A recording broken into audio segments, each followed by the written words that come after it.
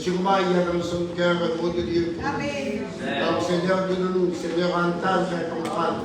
Et surtout, Seigneur, accepter pour vivre la parole de Dieu. Bénis ton serviteur.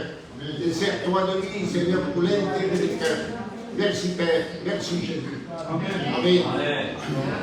Voilà, que Dieu soit béni, que Dieu soit glorifié. Merci les frères de me laisser la place. Ils n'étaient pas obligés, mais bon, comme je dis, prêche en tout temps, ne favorable pas. Voilà, merci Seigneur pour la grandeur de Dieu. Le matin était très ému d'avoir assisté à cette grâce que Dieu l'a fait de voir.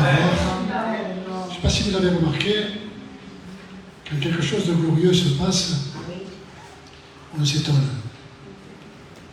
Alors qu'en vérité, quand les choses ne se passent pas, on prie pour quelqu'un, ça arrive souvent qu'on prie pour des gens, que les gens meurent, et on n'est pas étonné. Alors qu'en vérité, on devrait s'étonner de voir que Dieu ne se manifeste pas. Mais quand Dieu se manifeste, on se réjouit, certes, on n'a pas à s'étonner, parce que ça fait partie de la grandeur de Dieu. Amen. Voilà, on continuera à prier pour cette dame, afin que Dieu la guérisse et la bénisse complètement. On va ouvrir la parole de Dieu dans le livre de Pierre, au premier livre de Pierre, au premier épître de Pierre, chapitre 4, verset 16. Mais si quelqu'un souffre comme chrétien, qu'il n'en ait point honte, et que plutôt il glorifie Dieu à cause de cela. Voilà une fois de plus. On va prier le Seigneur. Et s'il va clamer, on adorer le Seigneur. Glorificado sea tu nombre, Señor. Gracias, Señor, por el privilegio que me da para poder tocar. Aleluya, Dios. Pido te ruego para Franquito que lo lleve de por Prepara los corazones de mi hermanito que lo porque tú eres solo que puedes, Dios mío, Padre, hermano. Sírvete de tu cielo, Dios mío, Padre. Eterno del Espíritu Santo, Padre mío. Que tú seas carne esta noche, Jehová. Padre, tenemos falta de tu consejo, Padre. Tú no has cambiado, Señor. Eres el mismo ayer y eternamente. Aleluya. Pastor, que se manifieste, Dios mío, y para las personas que no ven el duelo también, Señor. Padre, bendice esta iglesia, Padre, llénanos de la alegría tuya, Jehová, en el santo nombre de tu Hijo Jesús, Señor. Voilà, que Dieu soit béni, que Dieu soit glorifié. Là, ce sont des paroles de l'apôtre Pierre qui va dire ceci, que nous devons en effet ne souffrir comme un meurtrier, comme un voleur, comme un fêteur, ou comme ces gérants dans les affaires d'autrui. Mais si quelqu'un souffre plutôt, qu'il souffre comme un chrétien, qui n'en est pas honte, mais que plutôt il glorifie Dieu à cause de cela. Si quelqu'un souffre à cause de chrétien, eh bien qu'il n'en ait pas honte, mais qu'il glorifie Dieu à cause de cela. Alors je vous pose une question, à cause de quel nom faut-il glorifier Dieu par rapport au contexte de la parole de Dieu? De quel nom s'agit-il? Allez, répondez. Jésus. Hein? Je ne sais pas, Jésus à qui glorifie Dieu à cause du nom de chrétien. C'est important de dire Seigneur ce qu'on veut, c'est glorifier le nom du Seigneur parce que nous sommes des chrétiens. Alors c'est quoi? C'est quoi un chrétien? Le Seigneur a dit ces mots un jour, que vos cœurs ne se troublent point. Croyez en Dieu et croyez en moi. Dans la maison de mon Père, il y a plusieurs demeures. Et je m'en vais vous préparer une place. Et quand tout sera préparé, je reviendrai, je vous prendrai avec moi. Car là où je suis, je veux que vous aussi, vous y soyez. Donc Jésus va revenir, et quand Jésus reviendra, il vient prendre son Église. Il ne prendra pas forcément les chrétiens. Ça vous choque peut-être. Mais ce n'est pas forcément les chrétiens qui vont partir avec Jésus. Qui c'est qui va partir avec Jésus? Sinon que ce sont simplement que ses enfants. Si quelqu'un part en voyage, en congé, en vacances, la première des choses qu'il prend, c'est ses enfants. Alors on se pose la question, qui sont ces enfants? La Bible dit, au commencement était la parole. Et la parole était avec Dieu. Et la parole était Dieu. Au verset 14, il nous est dit de Jean 1er, la parole s'est faite chair. Et elle s'est faite connaître à nous, comme étant la gloire du Fils de Dieu. Et dans le verset 12, il est dit à tous ceux qui ont cru, à tous ceux qui l'ont reçu, il a donné le pouvoir de devenir enfants de Dieu. Alors qui sont les enfants de Dieu? Ce sont ceux qui ont reçu la lumière, qui ont cru en son nom, qui ont accepté Jésus-Christ dans leur vie en tant que sauveur et maître. Alors le salut, on ne se lasse pas de le répéter, le salut c'est une grâce.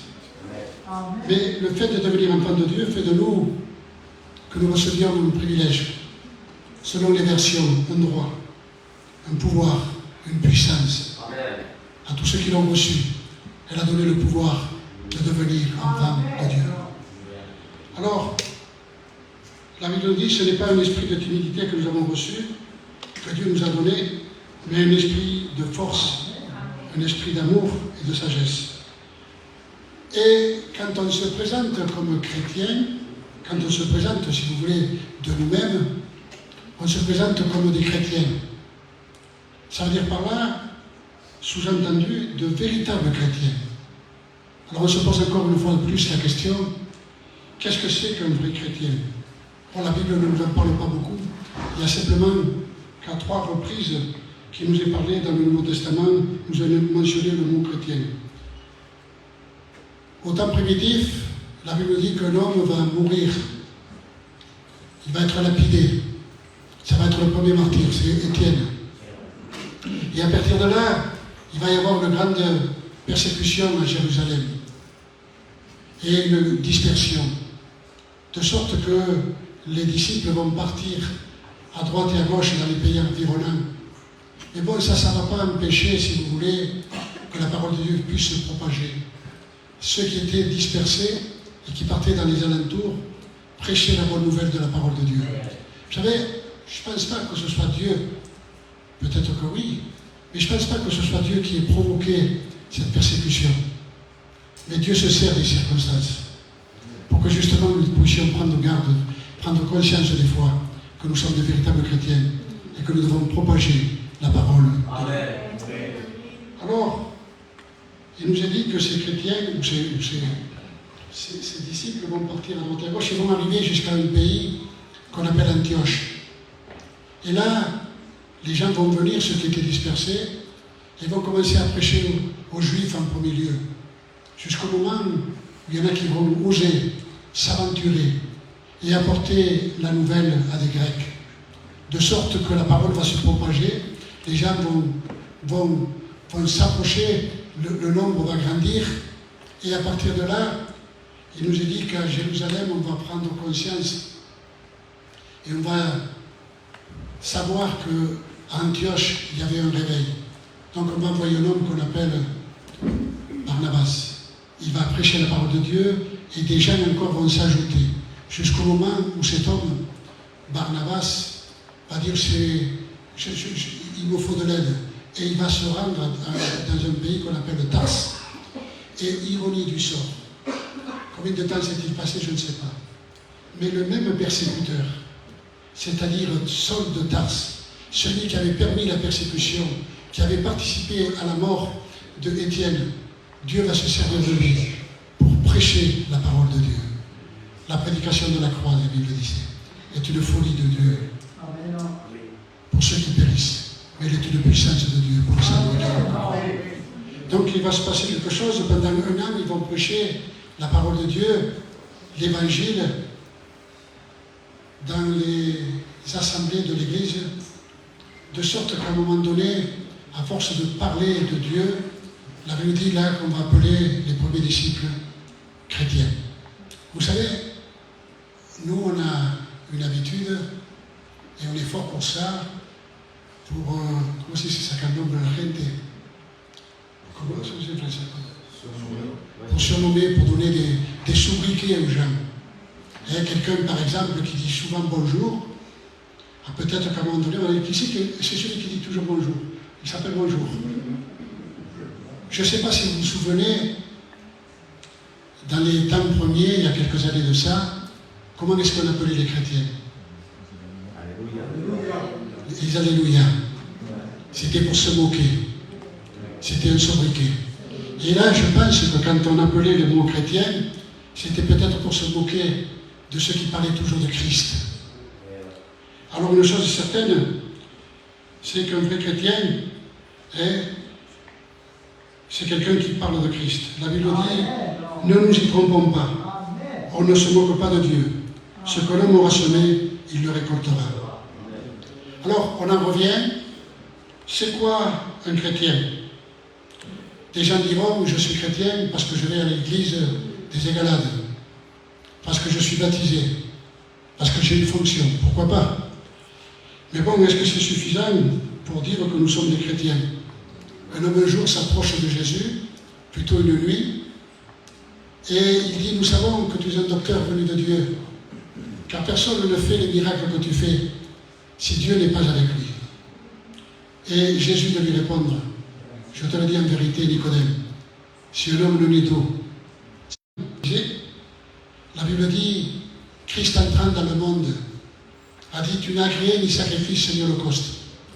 Me voici, ô Dieu, pour faire ta volonté. Et simplement qu'en vertu de cette volonté, nous sommes sanctifiés, une fois pour toutes, par l'offrande de son corps. Alors quelle était la volonté de Dieu?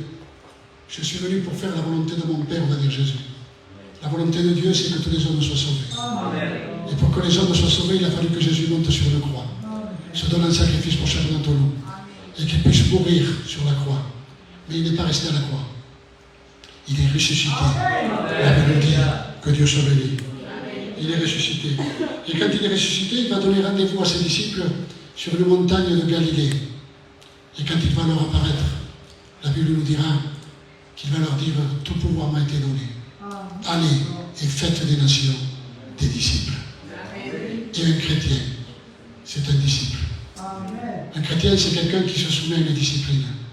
C'est quelqu'un qui reconnaît un maître.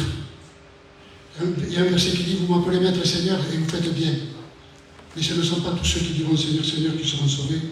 Seulement ceux qui font la volonté de mon Père qui est dans les cieux. Alors, qu'est-ce que c'est qu'un disciple? C'est quelqu'un qui est né de Dieu. C'est quelqu'un qui est né de la volonté de Dieu et non de la volonté de l'homme. Alors, on se pose des questions, on ne comprend pas tout. Ça veut dire quoi, être né de Dieu? Mais ça, c'est le travail de la parole et c'est le travail de l'esprit. C'est la parole qui touche le cœur au travers de l'esprit de Dieu. Béni soit le nom du Seigneur. Jésus va dire ces mots à un moment donné. Surtout, il va dire ça à ses disciples. Ne vous éloignez pas de Jérusalem jusqu'à ce que vous ayez reçu la promesse du Père. Vous recevrez une puissance et vous serez mes témoins. Béni soit le nom du Seigneur. Un chrétien, mais tout simplement, c'est un témoin de Jésus-Christ. Mais il y a un problème. C'est la question que je vous pose. Un témoin, c'est quoi? Avec qui me donne la définition d'un témoin? Il est témoin de quelque chose. C'est quelqu'un qui a vu quelque chose. C'est quelqu'un qui a entendu quelque chose. C'est quelqu'un qui a vécu quelque chose. On est d'accord? On était présent. J'ai vu, donc je suis témoin. J'ai entendu, j'étais là, je suis témoin. J'ai vécu, ce qu'a dit le frère tout à l'heure, une expérience, c'est un témoin. Mais bon, il y a comme un souci. Il y a 2000 ans qui n'étaient pas là. Tu n'as rien vu. Tu n'as rien entendu. Tu n'as rien vécu. On est d'accord? Alors comment peut-on dire que nous sommes des témoins? Alors Dieu nous a laissé, en plus de son esprit, Dieu nous a laissé sa parole. Amen. Sa parole, justement, la Bible dit, toute écriture est inspirée de Dieu, utile pour enseigner dans la vérité. Et Jésus a dit, je suis le chemin, je suis la vérité, je suis la vie, et nul ne m'empêche que par moi. La parole est utile pour nous repousser, nous aider à repousser les erreurs qu'on peut faire. Et on en fait des erreurs. C'est important. Pour nous corriger les fautes. Et en même temps, pour nous former à vivre une vie juste. On le dit souvent, je le disais dernièrement, le Seigneur est mort, il est ressuscité pour notre justification. Je ne sais pas si je l'ai dit ici, quand on se regarde dans une glace et qu'on dit est-ce que je suis juste, est-ce que je suis parfait, je pense que c'est un peu prétentieux de notre part. On se dit non, j'ai rien de juste.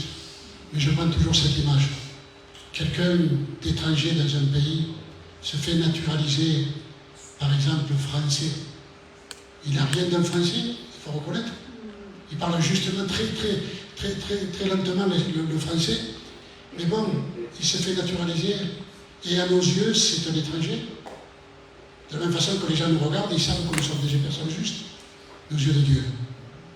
Alors, au travers des autorités, cette personne a les mêmes droits qu'un Français. Vit comme un Français, a les mêmes, tout ce qu'un Français a droit, il l'a aussi. Pourquoi? Parce qu'il a été naturalisé. Et nous, on n'est pas juste, on n'est pas parfait. Et au travers de Jésus, nous sommes parfaits et nous sommes justes. Bénissons le nom du Seigneur. Comprenez, on disait tout à l'heure, la prédication de la croix est une folie pour ceux qui périssent. Mais elle est une puissance de Dieu pour le salut de quiconque. Donc, c'est quoi un chrétien? L'apôtre Paul va s'adresser à Timothée et va lui dire « Souffre avec moi comme un bon soldat de Jésus-Christ ». Et il n'y a pas de soldat qui s'embarrasse des choses de la vie s'il veut plaire à celui qui l'a enrôlé. Et vous savez, en tant que chrétiens, nous sommes engagés d'une façon spirituelle, certes, dans l'armée de Christ, en tant que soldats. Et nous devons être soumis à notre chef qui est Jésus. Nous devons être revêtus de toutes les armes de Dieu.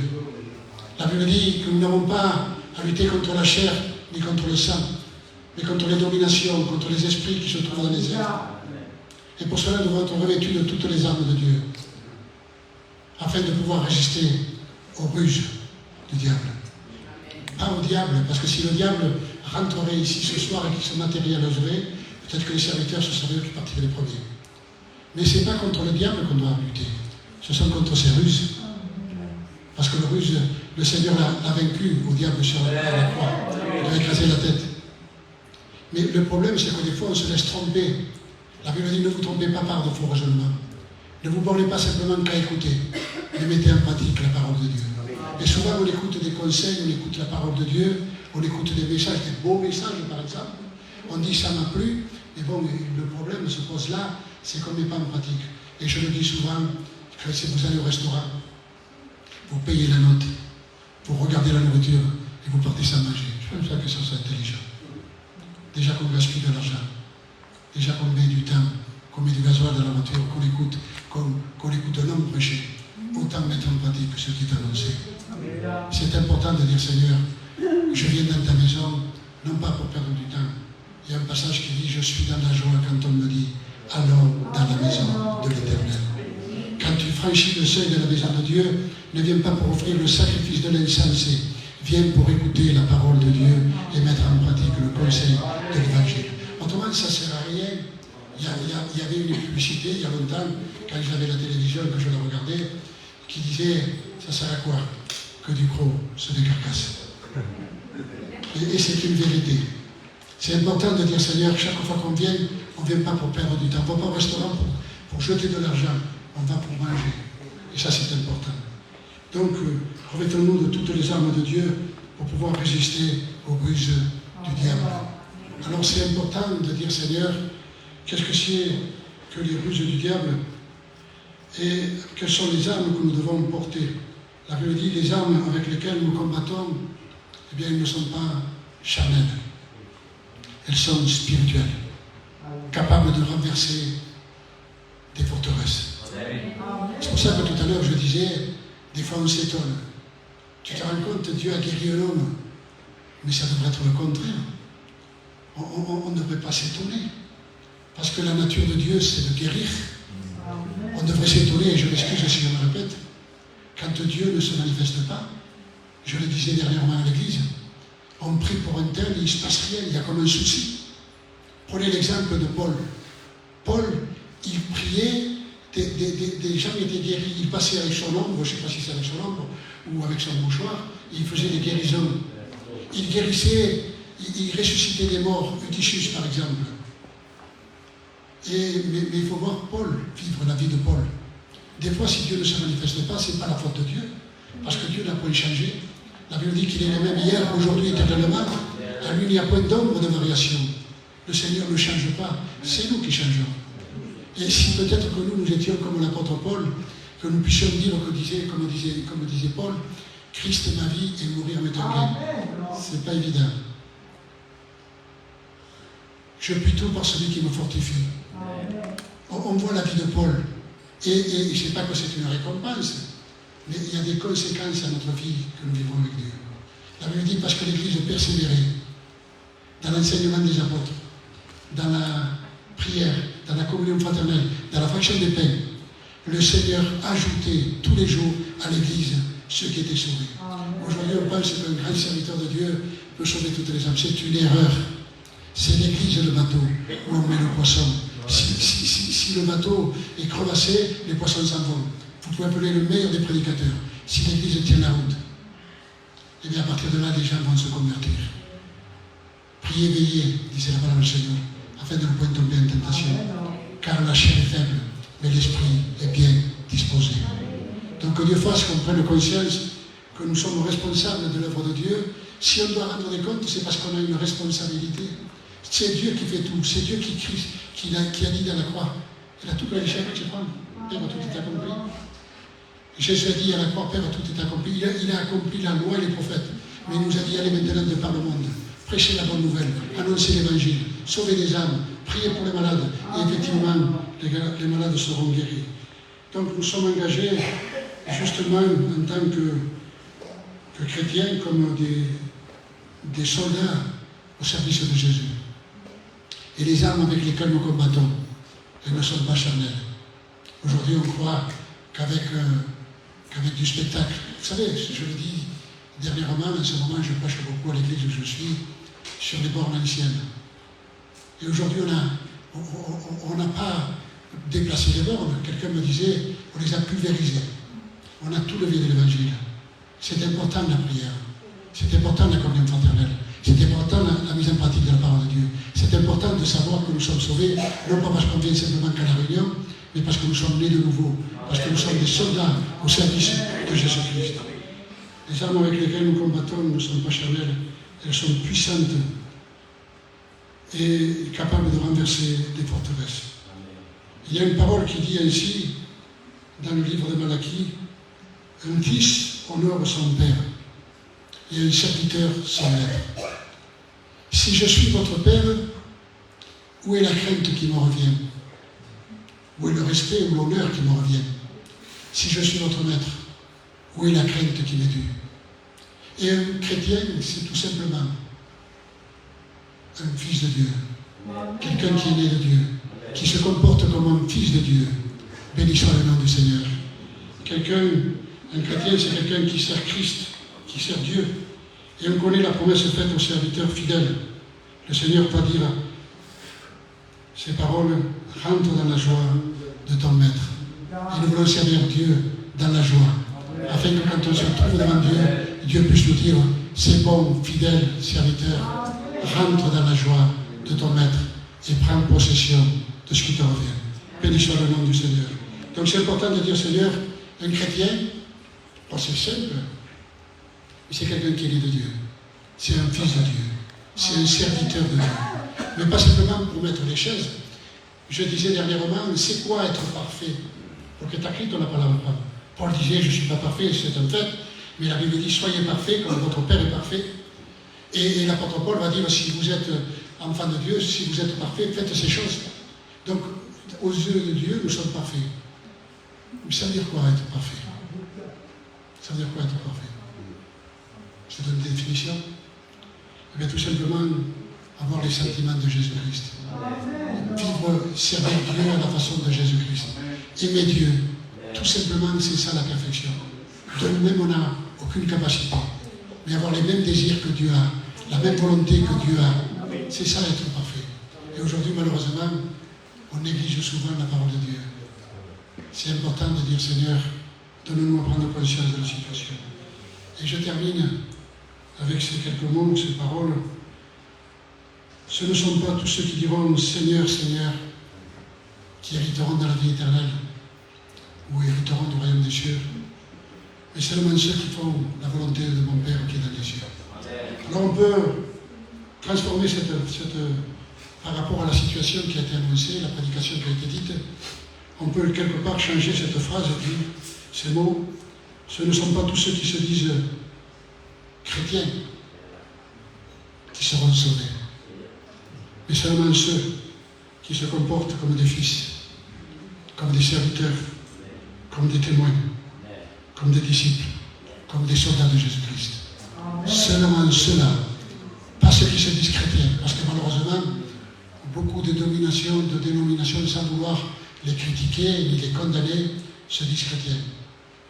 Mais c'est important de dire, Seigneur, donne-nous à prendre conscience que nous voulons être des serviteurs de Dieu, des témoins véritables de Jésus-Christ, des enfants de Dieu, des disciples du Seigneur, des soldats au service du Maître et de notre chef.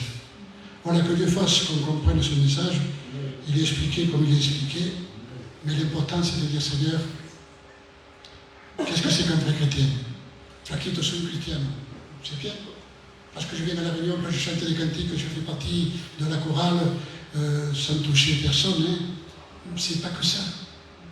Si tu n'es pas un disciple, tu n'es pas un chrétien. Si tu n'es pas un fils de Dieu, tu n'es pas un chrétien. Si tu n'es pas un soldat de Jésus-Christ, tu n'es pas un chrétien. Si tu n'es pas un témoin véritable de Jésus, tu n'es pas un chrétien. Donc ce n'est pas ceux qui se diront Seigneur, Seigneur, ceux qui se diront chrétiens qui seront sauvés, mais seulement ceux qui font la volonté de Dieu. Voilà.